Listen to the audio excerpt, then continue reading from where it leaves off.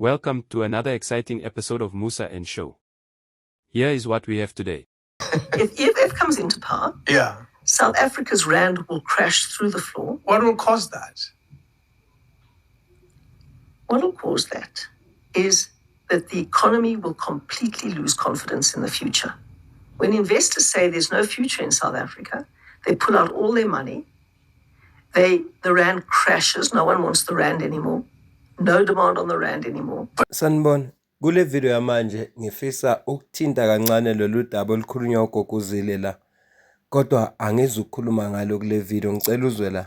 We did receive a letter from business, indeed, and I think we've seen the market's reaction to a government without the DA. Imakethe emazivala ngolesihlanu, irandi maliqhathaniswa nedola belehlile kakhulu ngoba beliselu 19 rand 10 cents. UDr Mbuyiseni Ndlozi maye responda kulento eshot uJohn Steenhuisen uthi ubani le big business futhi kungani bengenagama bangobani bona labo bantu. uJohn ukhuluma ngobani kanti le business ekuthiwa ibhale letha ingobani eworried ngokukhishwa kweDA from igovernment angeke akwazi na ukushare leyo letter. Also talk to business. It's very important that we must also hear the voice of business as much as we hear the voice of the trade unions. What is business saying? Nangu ufikele Mbalula naye ethi fanele bakhulume nebusiness. Bezwe voice ebusiness konke lento eyenzekayo. Shuthi business umuntu, shuthi business iyaphila iyo le athi uGoguzile mayiqala uma iCountry ngasiwinwe iEFF irand izocollapse. Njoba sibona nje manje kunele kwasuka lento ekhona between iANC neDA. Irand livale Friday litrader ngo19 rand 10 cent compared to $1. Asazi noma makulokuqhubeka kuzoba wese na. Oshuthi bakhona abantu abalawulayo leli rand ababizwa ngebusiness. Ngicela ukucaphunela i-tweet ebhalwe uSihle Lonzi. Sihle Lonzi ubhale kanjena ke. Imedia itsheliwe ukuthi big business ibhala incwadi ibhalela uCyril Ramaphosa. Kodwa akhona eyodwa journalist ebuza imibuzo efana nalelandelayo. Bangobani labantu bebusiness?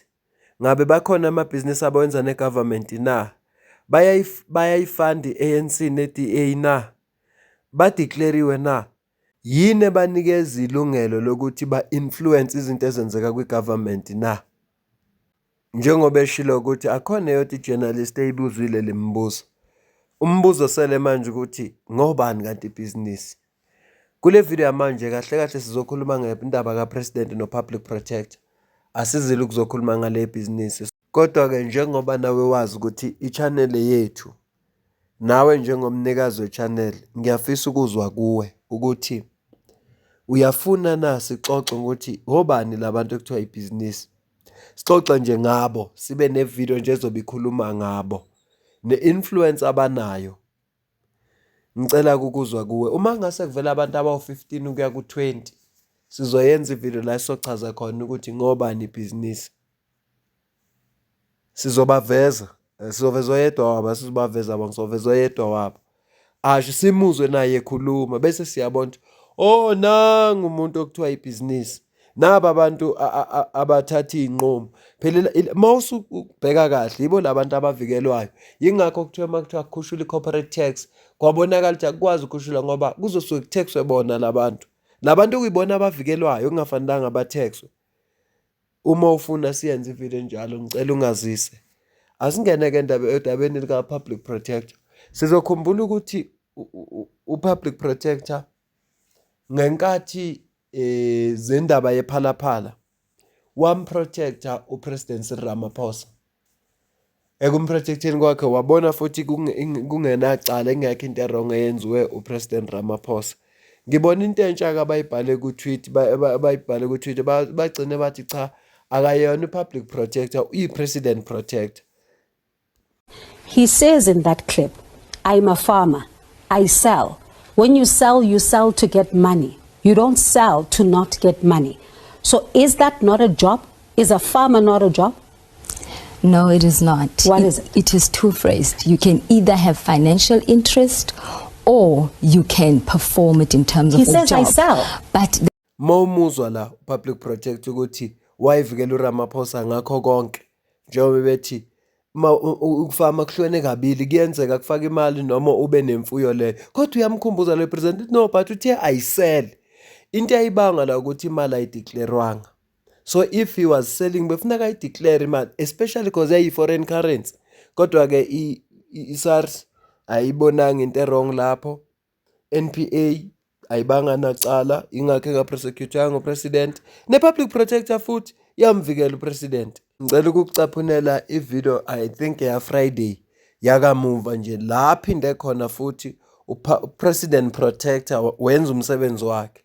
Established that Mr. Ramaphosa was invited by Ms. Ntombela only on the launch of the Litsema campaign that morning to hand over the keys of a house to Ms. Ntsako.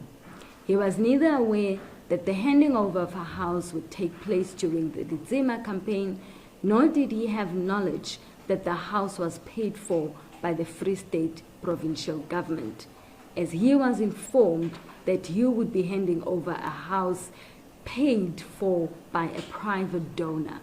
Therefore, the allegations against Mr. Ramaphosa are unsubstantiated. Accordingly, the conduct of Mr. Ramaphosa does not constitute improper conduct as envisaged in Section 182 1 of the Constitution, and maladministration as envisaged in Section 64A1 of the Public Protector Act. The MEC of Cocktail and Human Settlements, within 90 calendar days from the date of this report in terms of Section 7.3 of the Housing Act 1997, ensure that the HOD for Human Settlements undertakes the necessary processes to rectify the incorrect allocation of the Hillside View House to Ms. Ntsako. The HOD for Human Settlements, within 120 calendar days from the date of this report in terms of Section 7.3, read with Section 7.5 of the Housing Act 1997, rectify the incorrect allocation of the Hillside View House to Ms. Ntsako to reflect the details of the rightful owners in line with Section 16 of the Deed Registries Act 1937 as undertaken in the meeting held with the investigation team on the 5th of February 2025. Njengoba uzwileke ukuthi nakule ndaba futhi okukhulunywa ngayo President Protector uyamvikela futhi upresident. Kodwa ngicabanga ukuthi noma ubani uma ngathiwa akabhekane nomqashi wakhe amthole sephutheni angeke kwenzeke, ngoba lo muntu unamandla ngaphe kwakhe. Yingakho mangenza ivideo last ngabuza ukuthi is the state captured na? Ngaleso sikhathi i-IPD yavele yadecide ukuthatha udaba lasephalaphala, yathi Phalaphala report manje is classified. So ubani vele ongavukela umqashi wakhe. Awucabange same situation eyenzeka kuPresident Ramaphosa. Ukube the same situation eyenzeka kuPresident Zuma kwakuzoba njani? Awuyicabanga nje, awuyicabanga. Yazi namhlanje noma seyadlula izondo commission eyathatha 1 billion rand, 1 billion rand kuzama ukutholakala ukuhlobana kaZuma namagupta ne-corruption, of which abuzange buvele lobo bufakazi. Kodwa namanje abantu basasibelesele ngawo. Apha ama-political parties aye active ngalesa sikhathi. Esiwabone phela ukuthi kanti kusetshenzwa kanjani la emthethweni, noma ama-political parties lawa alwa ne-corruption uma yenziwa abantu abathize na. Angisho ukuthi wayenza uPresident Zuma i-corruption, kodwa phela uma mangabe babelwa ne-corruption wayibe ngaqhubeki balwe nayo. Indaba ePhalaphala iyaziwa kodwa bathule. Angisho lutho, ufuna ukusho lutho, angeke futhi ngisho lutho, kodwa nje uPublic Protector usephinde wakwenza lokho. Wamvikela futhi uPresident njengoba yemvikelile ekuqaleni. Okuwesi ke yayitholakala imali kodwa ke wamvikela.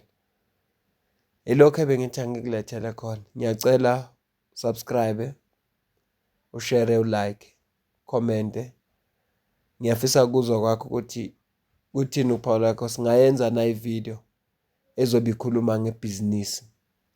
Sizothola ukuthi obani labantu abayibhizinisi. Bona bafisani.